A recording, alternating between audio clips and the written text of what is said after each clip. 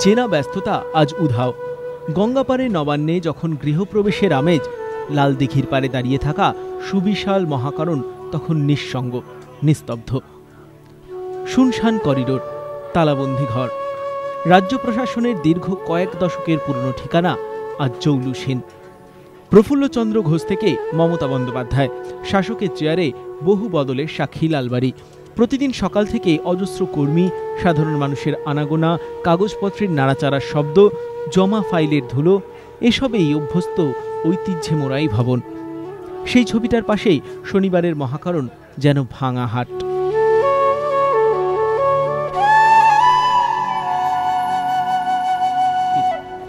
দায়িত্বের খাতিরে আসতে হচ্ছেই, কিন্তু এই শূন্যতা ভালো লাগছে না তাদেরও।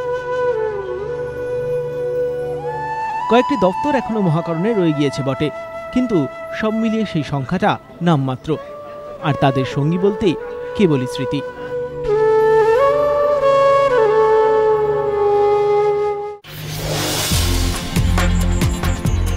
উত্তরপাড়ায় প্রস্তাবিত ফিল্ম সিটির জমি বিতর্কে নয়া মোড়। শুধু আবাসন নির্মাণ নয়, জমি দখল করে চলছে ইটভাটাও। এই অভিযোগে ইটভাটা মালিকদের তলব কলকাতা পুরসভার। ঘোষণার পর কেটে গিয়েছে প্রায় 2 বছর, কিন্তু এখনো জমি জটে আটকে উত্তরপাড়ার ফিল্ম সিটি। পুরসভার অভিযোগ, তাদের জমি দখল করে আবাসন ও শপিং কমপ্লেক্স নির্মাণের কাজ চলছে, এখন তা প্রায় শেষের মুখে। তাই অবিলম্বে নির্মাণ বন্ধ করার আবেদন জানিয়ে উত্তরপাড়া কোতরং পুরসভাকে চিঠি দেয় কলকাতা পুরসভা। তাদের আরও অভিযোগ, প্রস্তাবিত ফিল্ম সিটির জমিতে বেআইনিভাবে বেশ কয়েকটি ইটভাটাও চলছে। প্রায় 15টি ইটভাটার মালিকদের শনিবার ডেকে পাঠান মেয়র পরিষদ দেবব্রত মজুমদার। বৈঠকে যোগ দেন শ্রীরামপুরের মহকুমা শাসক, উত্তরপাড়া কোতরং পুরসভা, তথ্য ও সংস্কৃতি দপ্তর ও ব্যবসায়ী সংগঠনের প্রতিনিধিরাও। জমির কাগজপত্র নিয়ে ইটভাটার মালিকদের বুধবার কলকাতা পুরসভায় ফের আসার নির্দেশ দিয়েছেন মেয়র পরিষদ।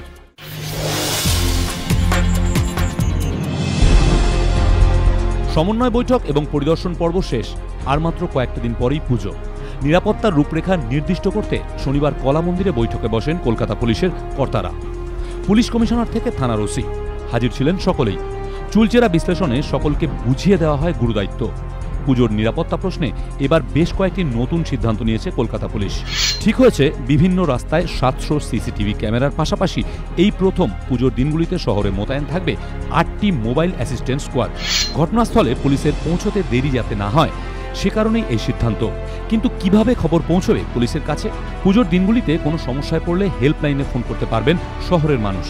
নম্বরগুলি হলো 1090, 1091, 1073।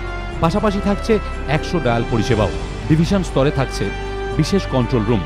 যোগাযোগ করতে গেলে আপনার বাড়ির ল্যান্ডলাইন নম্বরের প্রথম 4টি সংখ্যার পর ডায়াল করতে হবে 2121। ডিভিশনাল অফিসের কন্ট্রোল রুম হয়ে সেই খবর পৌঁছে যাবে নিকটবর্তী মোবাইল অ্যাসিস্ট্যান্ট স্কোয়াডে। গতবারের তুলনায় এবার রাস্তায় দ্বিগুণ করা হচ্ছে মহিলা পুলিশের সংখ্যা। যানজট মোকাবেলায় নেওয়া হয়েছে একাধিক পদক্ষেপ।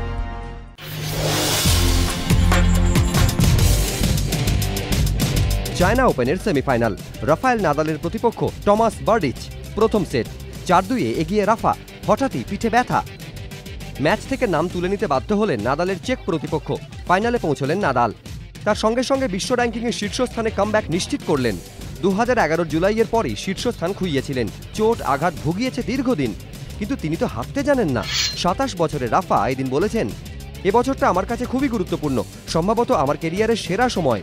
1.5 বছরেরও বেশি সময় চোট আঘাতের কারণে টেনিস খেলতে পারিনি। এরপর শীর্ষস্থান ফিরে পাওয়াটা অনন্য অভিজ্ঞতা।